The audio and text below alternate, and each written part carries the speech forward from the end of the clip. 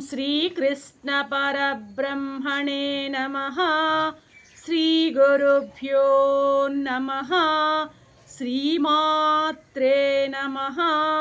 श्रीगणेशाय नमः।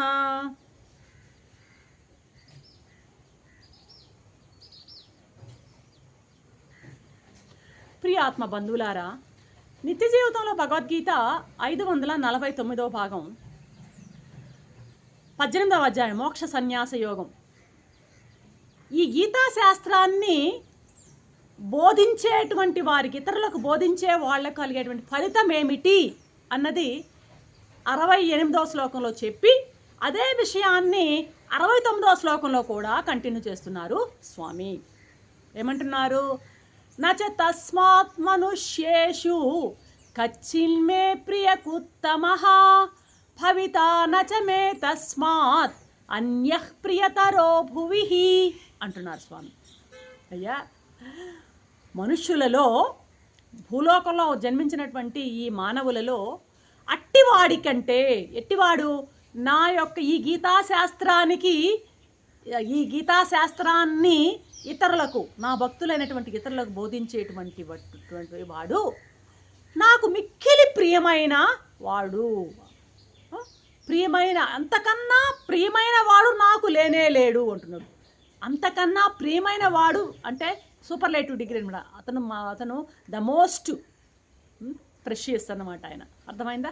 The most precious soul అన్నమాట అది. కాబట్టి అంతకన్నా ప్రియమైన వాడు నాకు అసలు ఈ భూమిలో ఎక్కడా లేడయ్యా, ఈ లోకంలో లేనే లేడు అంటున్నాడు అనమాట.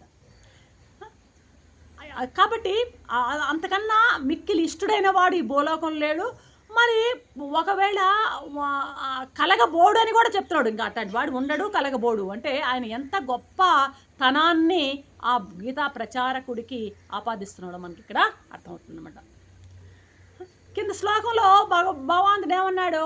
అధ్యాత్మ విద్య వ్యాప్తి ఎడల, గీతాతత్వ ప్రచారం ఎడల ఎంత ప్రీతి ఉందో స్వామికి ఈ మాటల వల్ల. గత శ్లోకంలో చెప్పడం అయితేనేమి, ఇప్పుడు చెప్పడం అయితేనేమి, అధ్యాత్మ జ్ఞానాన్ని ఇతరులకి పంచడం పట్ల, అదేవిధంగా గీతా తత్వ ప్రచారం పట్ల, గీతా తత్వాన్ని జనసామాన్యంలోకి ప్రచారం చేయడం పట్ల ఈయనకి ఎంత ప్రేమ గలదో మనకి ఇక్కడ అర్థమవుతుంది. గీతను భగవద్భక్తులకు బోధించే వాళ్ళకంటే మిక్కిల ప్రియమైన వాడు తనకు లేనే లేడని శ్రీకృష్ణమూర్తి స్వయంగా చెప్తున్నాడు ఇక్కడ. ప్రియకృత్తమః, తమ అనేటువంటి తమ ప్రత్యయం ఎప్పుడు వస్తుందంటే సూపర్లేటివ్ డిగ్రీ అనమాట. అటువంటి వాడు, సూపర్లేటివ్ డిగ్రీ, అటువంటి వాడు చాలా ప్రియమైన వాడు నాకు అంటున్నాడు అనమాట. చాలా ప్రియమైన వాడు అని స్పష్టమవుతుంది. ప్రపంచంలో మామూలుగా మనం దేవుణ్ణి ప్రేమించడానికి మనం అనేక పుణ్యకర్మాలు చేస్తుంటాం. దేవుణ్ణి ప్రేమించడం అంటే భక్తే కదా. భక్తి కోసం భగవంతుడి పట్ల అనేకమైనటువంటి పుణ్యకార్యాలను మనం చేస్తూ ఉంటాం. అట్లా అన్ని పుణ్యకార్యాలు చేసే వాళ్ళకంటే కూడాను ఈ గీతా తత్వాన్ని ప్రబోధం చేసేటువంటి వాళ్ళకి అధికమైనటువంటి పుణ్యం వస్తోంది. ఇటువంటి గీతా తత్వ ప్రబోధకులు అత్యధికమైనటువంటి పుణ్యాన్ని సంపాదిస్తున్నారు అంటున్నాడు ఇక్కడ స్వామి. ఎందుకంటే ఆ కార్యం ద్వారా ఇతడు భగవంతునికి ప్రీతిపాత్రుడు అవుతున్నాడు. భూత భవిష్యత్ వర్తమానాల్లో అటువంటి ఇష్టుడు నాకు వేరొకడు లేడు అంటూ పరమాత్మ అటు గీతా ప్రబోధకుని గూర్చి తన యొక్క సదభిప్రాయాన్ని డైరెక్ట్గా ఇక్కడ వెల్లడిస్తున్నారు స్వామి అన్నమాట. కాబట్టి ఈ గీతా ప్రచార కార్యం అనేది మహాపుణ్యకరమైనది. గీతను ప్రచారం చేయడం అన్నది పుణ్యాల్లోకెల్లా పుణ్యమైందనమాట. భగవంతునికి ప్రీతికరమైనది, అత్యంత ఇష్టమైనటువంటి పని ఈ గీతా ప్రచారం అన్నమాట.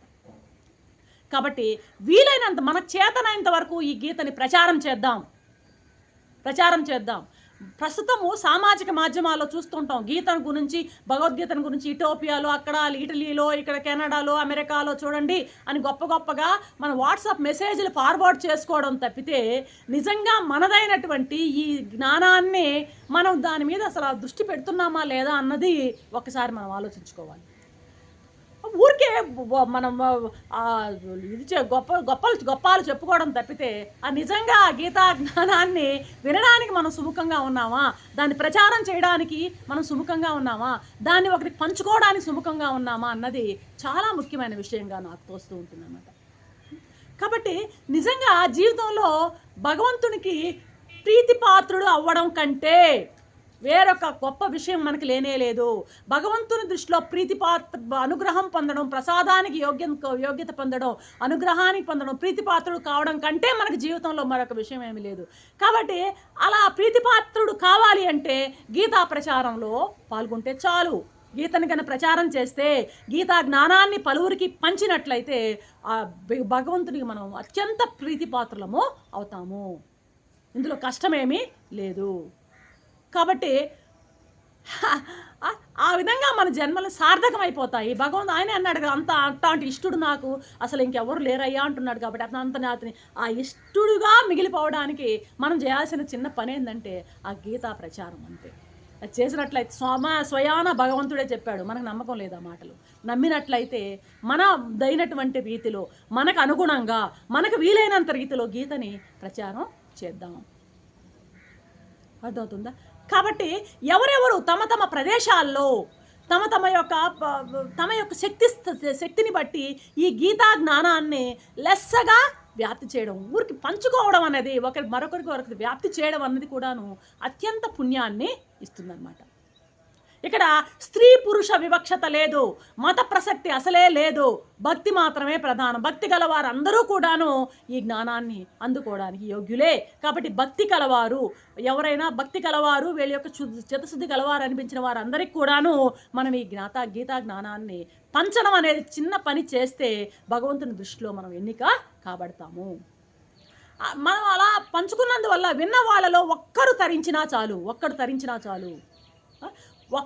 ఎవరైనా మీకు తెలిసినటువంటి గీతా జ్ఞానాన్ని ఎవరిని అడిగితే చాలు చెప్పండి, మళ్ళీ అడిగితే మళ్ళీ చెప్పండి, అర్థం కాకపోతే మళ్ళీ మరొకసారి వివరించండి, 100 పర్యాలైనా చెప్పండి, తప్పులేదు. ఎందుకంటే పునరుక్తి దోషం లేదు ఆధ్యాత్మిక జ్ఞానంలో.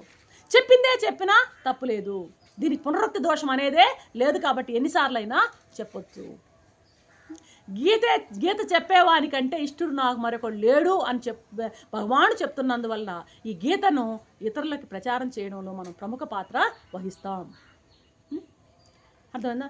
నేను అటువంటి వాడిని చేరదీస్తాను, అతనికి నా అనుగ్రహాన్ని ఇస్తాను అని స్వామే మనకి ఆఫర్ ఇస్తున్నప్పుడు మనం వెనుకంజ వేయాల్సిన అవసరం లేదు అని నా అభిప్రాయం. రేపటి ఎపిసోడ్లో మరొక అంశంతో మీ ముందుంటాను. అంతవరకు సెలవు. సర్వం శ్రీకృష్ణ చరణారవిందార్పణం. ఓం శాంతి శాంతి.